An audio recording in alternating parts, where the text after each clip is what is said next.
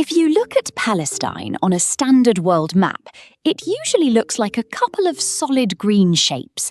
You have the Gaza Strip on the coast and the West Bank next to Jordan. But if you zoom in, that map is a lie. The West Bank is not a solid territory. It is actually a collection of 165 isolated islands, completely cut off from one another. It is a map specifically designed to make sure a functioning country can never exist. To understand how this happened, we have to look at a temporary deal signed over 30 years ago that completely broke the physical geography of the land. Back in 1993, leaders from Israel and Palestine signed the Oslo Accords. It was supposed to be a temporary, 5-year stepping stone to create a permanent peace. To transition power, they decided to split the West Bank into 3 separate zones: Area A, Area B, and Area C. The plan was for Israel to gradually hand over control of these areas until Palestine was a single, contiguous country. But the permanent deal never happened.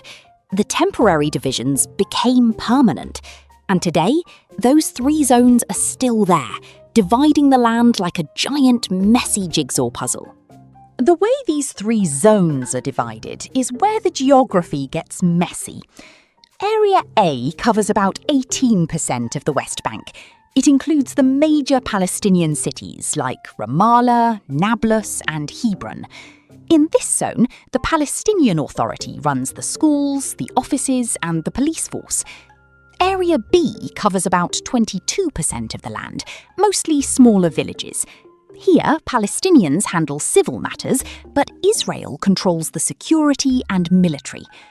Then there is Area C. This is the big one. Area C covers 60% of the West Bank.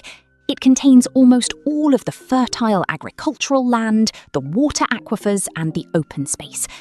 Under the treaty, Israel has complete control over Area C. And this is the trick of the map. Area C is one continuous, unbroken piece of territory. But areas A and B are not. They are divided into those 165 separate enclaves, completely surrounded by Area C. If you are a Palestinian living in Ramallah and you want to visit family in Nablus, you cannot just drive there.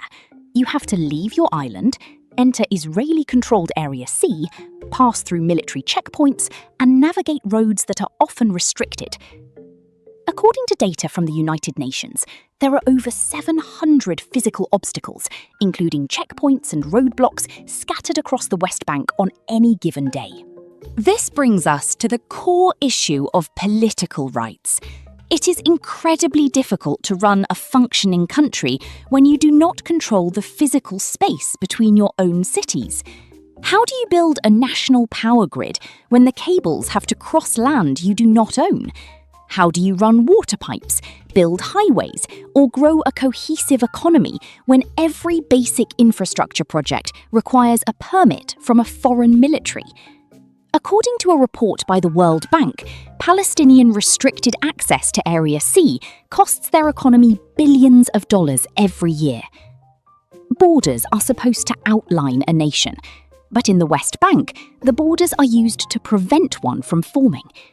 Geography is the ultimate physical reality, and as long as the map is shaped like Swiss cheese, a contiguous state cannot physically exist.